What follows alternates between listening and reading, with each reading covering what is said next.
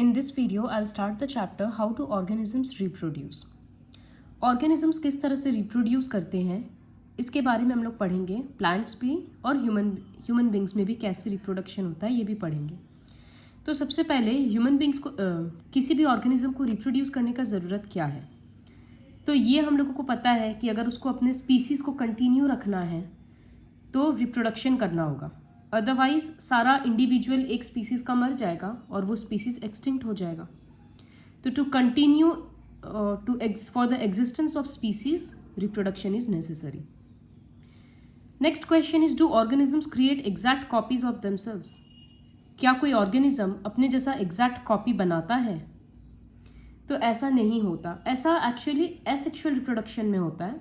हम लोगों को ऑलरेडी पता है कि रिप्रोडक्शन दो टाइप का होता है.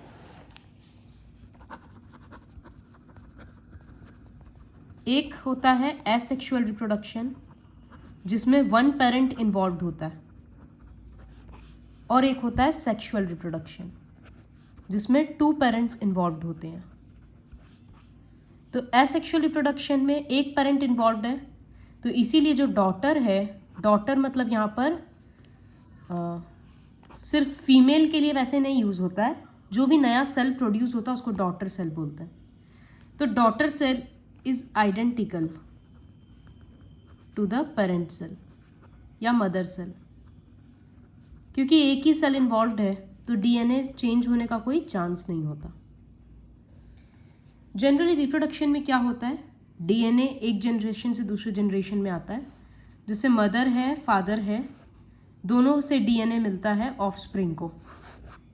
तो जब दोनों से डीएनए मिल रहा है और ये डीएनए कॉपी होने वाला प्रोसेस, तो इसमें थोड़ा बहुत, क्योंकि ये केमिकल रिएक्शन है तो उसमें थोड़ा बहुत एरर तो होता ही है. तो जब जब नया ऑर्गेनिज्म फॉर्म होता है उसका डीएनए दोनों पेरेंट से डिफरेंट होता है, दोनों का कॉम्बिनेशन होता है. इस तरह से धीरे धीरे वेरिएशन आते जाता है. तो do organisms create exact copies of themselves? No, because reproduction involves copying DNA, and DNA copying is a biochemical process जिसमें थोड़ा बहुत चेंजेस होगा.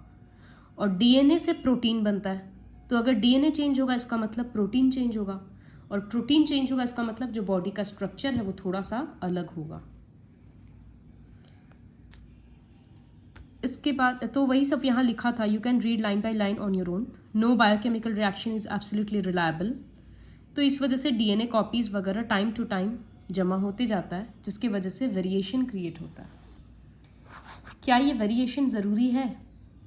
देखो, नेक्स्ट टॉपिक है the importance of variation. Suppose पूरा ये पानी है और इसमें एक तरह की फिशेस रहती है जिसको 30 डिग्री सेल्सियस तक में सर्वाइव करने का हैबिट है. ठीक है. अब ग्लोबल वार्मिंग के वजह से सपोज पूरे पानी का टेम्परेचर 35 डिग्री सेल्सियस हो गया, तो क्या होगा, ये सारे फिशेस मर जाएगी क्योंकि सबका एक ही टाइप का हैबिटेट था. तो सब फिशेस अगर मर जाएगी तो स्पीसीज ख़त्म हो गया, क्योंकि ये जो सराउंडिंग था ये चेंज हो गया, तो वो अपने आप को एडजस्ट नहीं कर पाई.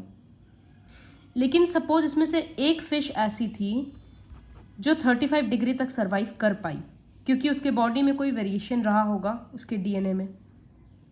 तो इसकी वजह से क्या हुआ कि वो सर्वाइव कर पा रही है हाई टेम्परेचर में, तो फिर स्पीसीज ख़त्म होने से बच गया ना. तो यही इम्पॉर्टेंस होता है वेरिएशन का. अगर कोई ऑर्गेनिज्म एक पर्टिकुलर नीशे में, नीशे मतलब सराउंडिंग में, हैबिटेट में रहने का आदत डाल चुका है, लेकिन अगर नीशे ड्रास्टिकली ऑल्टर हो गया तो पूरा का पूरा पॉपुलेशन ख़त्म हो जाएगा. लेकिन अगर कोई वेरिएशन प्रेजेंट था जिसकी वजह से उसको सर्वाइवल का चांस मिला, तो वो पॉपुलेशन सर्वाइव करेगा. ये क्यों हुआ था? क्योंकि उसमें एक वेरिएशन था. यही वेरिएशन का इम्पॉर्टेंस है. अब जैसे अभी का करंट अगर सिनेरियो लेंगे कोविड का, तो जो ऑर्गेनिज्म सर्वाइव, हर कोई तो कोविड से नहीं मर रहा है ना, क्योंकि सबका बॉडी अपना अलग अलग है, सब में वेरिएशन है. तो कोई उस चीज़ को सर्वाइव कर पा रहा है और कोई नहीं कर पा रहा है. तो इस वजह से जो ह्यूमन बींग का स्पीसीज़ है वो कंटिन्यू तो रह पा रहा है. अगर सबका बॉडी डिज़ाइन एक जैसा होता और सब कोविड को नहीं अगर रेजिस्ट कर पाते या फाइट कर पाते, तो आज पूरा ह्यूमन पॉपुलेशन अर्थ से ख़त्म हो चुका होता। तो इससे हम लोगों को ये बेस्ट एग्जाम्पल है वेरिएशन का इम्पोर्टेंस समझाने के लिए। तो इसीलिए ये जो डीएनए थोड़ा बहुत चेंज होता है, इसे जो नया वेरिएशन आ रहा है, it is not a bad thing. Now will explore the various methods of asexual reproduction. जहाँ पर एक पेरेंट इन्वॉल्व है उसको एसेक्सुअल बोलते हैं। तो एक उसमें है फिजन। ये मेथड्स हम लोग ऑलरेडी पढ़ चुके हैं। एक एमीबा का सेल है, उससे इस तरह से दो बन गया, इसको बोलते हैं बाइनरी फिजन, क्योंकि दो इंडिविजुअल बन रहा है। कभी कभी क्या होता है, बॉडी डिज़ाइन थोड़ा मतलब ऐसी रैंडम कुछ भी डिज़ाइन नहीं होता, थोड़ा कॉम्प्लेक्स होता है। तो वो बराबर बराबर अगर कोई इस तरह का ऑर्गेनिज्म हुआ तो इसमें फ्यूजन के लिए प्रॉपरली इस लाइन से डिवाइड करना होगा। तो इसी तरह से यहाँ लिखा है कि कोई कोई ऑर्गेनिज्म का विप लाइक स्ट्रक्चर होता है at the end of cell, तो उसके लिए पूरा ratio to ratio binary fission होना ज़रूरी है। Binary fission occurs in a definite orientation in relation to these structures. किसी किसी में, जैसे मलेरियल पैरासाइट में दिखा रहा है, इसमें एक सेल बर्स्ट होगा और बहुत सारा डॉटर सेल्स निकलेगा, फिर वो सब एक इंडिविजुअल सेल बन जाएगा। तो जब एक से इस तरह से बहुत सारा निकलता है तो वो होता है मल्टीपल फिजन। तो हम लोग एसेक्सुअल मेथड में पहला पढ़े फिजन, जिसमें था बाइनरी फिजन और मल्टीपल फिजन। नेक्स्ट है फ्रैगमेंटेशन। ये है ना, स्पाइरोकायरा के एग्जाम्पल में ये भी पढ़ा हुआ है। इस तरह से एक इंडिविजुअल रहता है,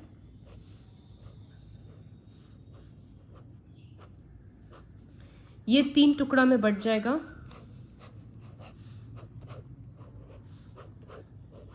और फिर ये तीनों एक लंबा पूरा स्पाइरोकायरा बन जाएगा।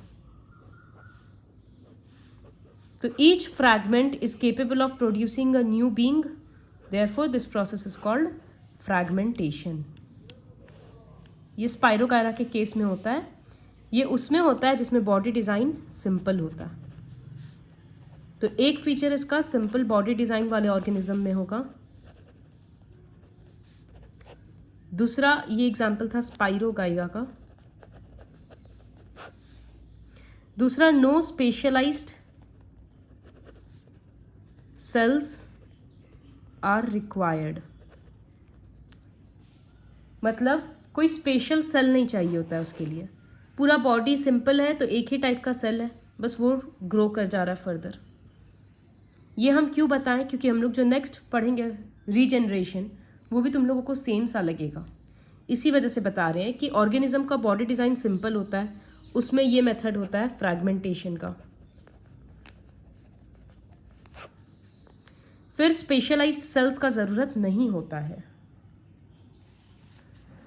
दूसरा, नेक्स्ट जो मेथड है रीजनरेशन, उसका बेस्ट एग्जाम्पल यहाँ पर दिया हुआ है इस तरह से प्लानेरिया में। तो देखो, इसका बॉडी डिज़ाइन थोड़ा कॉम्प्लेक्स है। स्पाइरोकायरा का काफ़ी सिंपल था। इसका eyes, middle portion, tail portion सब कुछ अलग अलग टाइप का है, एक जैसा नहीं है। तो ये 3 पार्ट में इस तरह से हुआ, फिर तीनों का रिमेनिंग पार्ट ग्रो हो गया और इस तरह से 3 इंडिविजुअल बन गया। तो देखने में तो ये भी फ्रैगमेंटेशन ही लग रहा है। इनफैक्ट कितने सारे बुक में या इंटरनेट में इसको फ्रैगमेंटेशन के एग्जाम्पल में दिया है। तो डिफरेंस क्या हुआ रीजनरेशन और फ्रैगमेंटेशन में? तो जैसा कि हम बताए, फ्रैगमेंटेशन सिंपल बॉडी डिज़ाइन वाले ऑर्गेनिजम्स में होता है, रीजनरेशन कॉम्प्लेक्स बॉडी डिज़ाइन वाले ऑर्गेनिजम्स में होता है। First point. सेकेंड, फ्रैगमेंटेशन में कोई स्पेशलाइज्ड सेल्स का ज़रूरत नहीं होता है, लेकिन रीजनरेशन में इस तरह का स्पेशल सेल्स रहता है जो पहले मल्टीप्लाई होकर बंच बन जाता है, फिर वो डिफ्रेंशिएट होकर अलग अलग ऑर्गेन्स और अलग अलग टिश्यूज बनाता है। तो special cells are involved for reproduction. ये 2 मेजर डिफरेंस है बिटवीन फ्रैगमेंटेशन एंड रीजनरेशन। उसके बाद है बर्डिंग। अच्छा, रीजनरेशन है ना, ह्यूमन बींग्स वगैरह में भी होता है। जैसे नेल का कटता है, नेल्स काटते हैं तो फिर वो वापस ग्रो करता है। ज़रूरी नहीं है कि रीजनरेशन में हमेशा रिप्रोडक्शन होगा ही। जैसे लिजर्ड का टेल अगर कट कर देंगे तो वो वापस टेल ग्रो कर रहा है, तो उससे कोई नया ऑर्गेनिज्म तो नहीं बन रहा, वो टेल वापस ग्रो कर रहा है। तो इस तरह से हम लोगों में भी रीजनरेशन होता है। कोई कहीं पर अगर स्किन का पूरा लेयर उतर जाता है तो वहाँ पर स्किन दोबारा आ जाता है। इस तरह से रीजनरेशन का ही एग्जाम्पल है वो भी। फिर बर्डिंग। बर्डिंग ये हम लोग हर क्लास में पढ़ते आए हैं। इस तरह से एक बर्ड ग्रो होता है, फिर जब ये मैच्योर होने लगता है तो वो नीचे गिर जाता है और एक अलग इंडिविजुअल बन जाता है। हाइड्रा में होता है, यीस्ट में होता है, इस तरह का।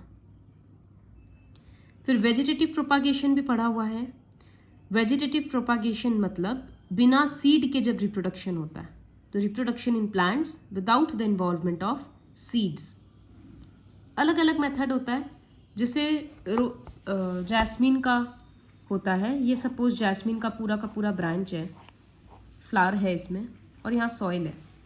तो एक ब्रांच को इस तरह से मोड़ के अगर सॉइल के अंदर से घुसा देंगे तो यहाँ से अलग से पूरा रूट्स निकल जाएगा।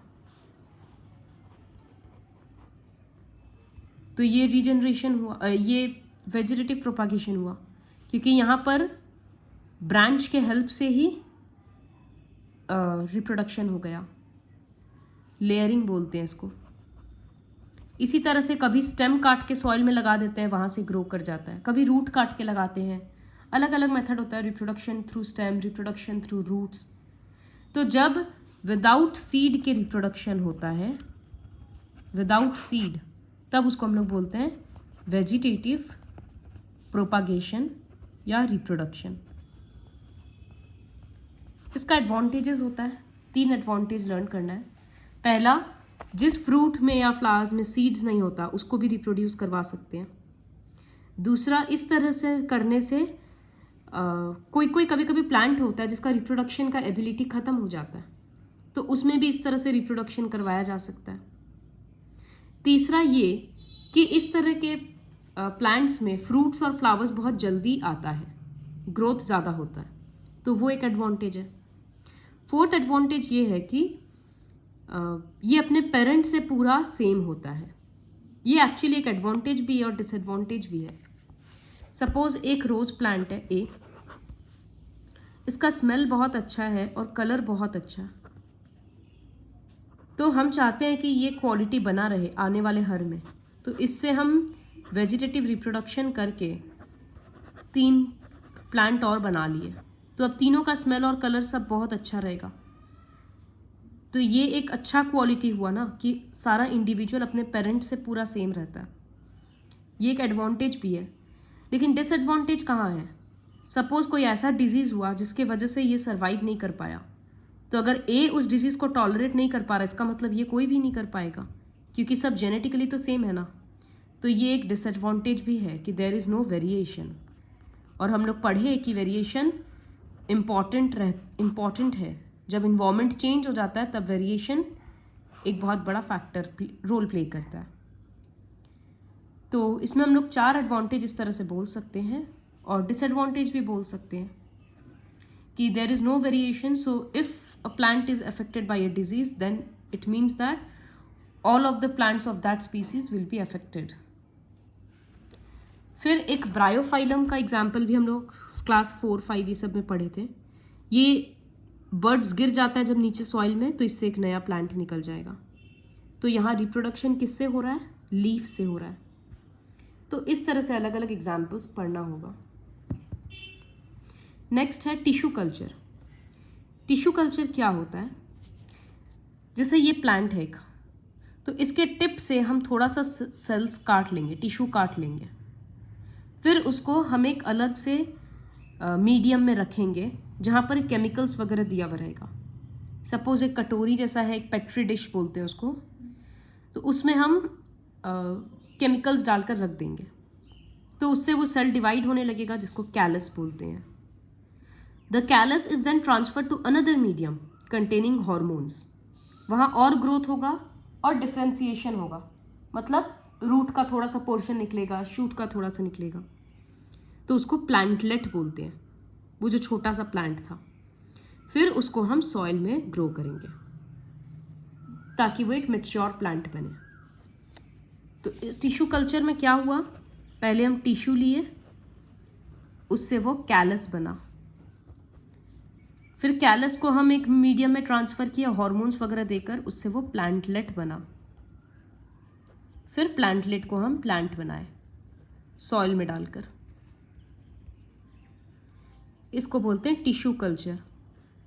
फ़ायदा ये होता है कि अगर हम एक सीड सॉइल में लगा रहे हैं तो ज़रूरी नहीं है कि सारा सीड से एक एक प्लांट निकल ही जाएगा, लेकिन अगर एक एक प्लांटलेट हम सॉइल में लगा रहे हैं तो हमको पता है कि ये मैच्योर होकर प्लांट तो बनेगा ही। दूसरा, हेल्दी सारा प्लांट्स हम छांट लेंगे। लैब में पूरा हम सारा 100 प्लांटलेट है मेरे पास, अब उसमें से जो हेल्दी प्लांटलेट है हम सिर्फ उसी को सिलेक्ट कर करके सॉइल में लगाएंगे। तो इससे हमको श्योर्ड रह रहे हैं हम कि जो प्लांट ग्रो हो रहा है वो हेल्दी है।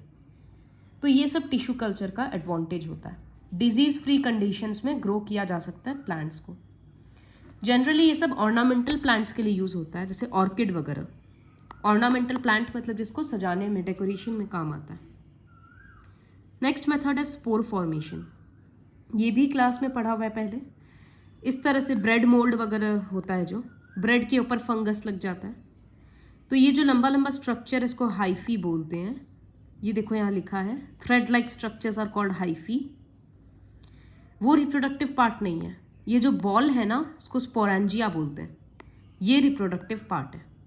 इसके अंदर ब्लैक ब्लैक ब्लैक स्पोर्स रहता है। जब ये एक बर्स्ट होता है तो सारा स्पोर्स फैल जाएगा।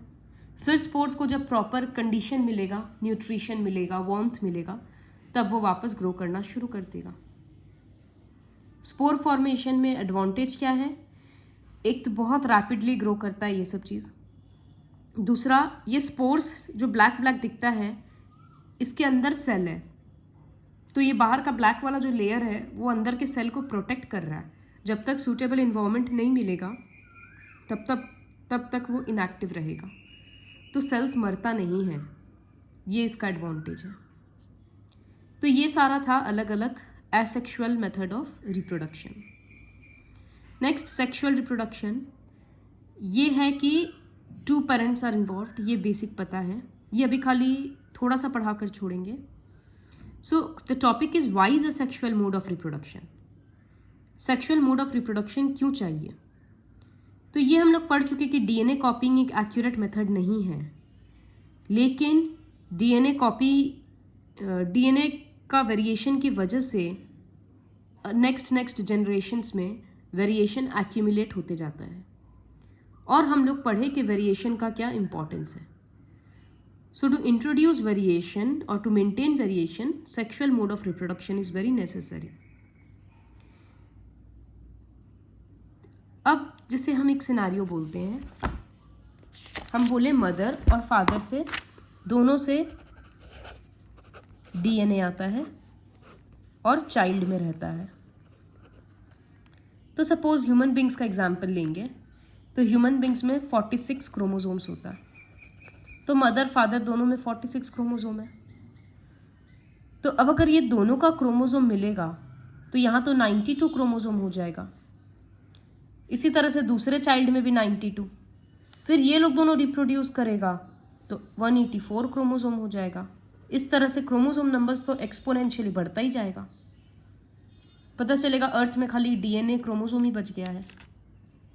तो ये नहीं हो सकता इस तरह से। तो इसका ऑल्टरनेटिव ऑप्शन क्या है कि एक स्पेशलाइज्ड सेल्स होता है जिसको बोलते हैं जर्म सेल्स या फिर रिप्रोडक्टिव सेल्स। उस सेल्स में क्रोमोसोम का नंबर हाफ होता है।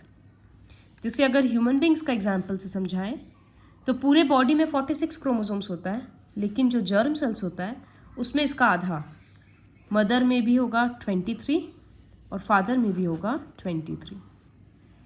तब जाकर चाइल्ड में वापस आ रहा है 46।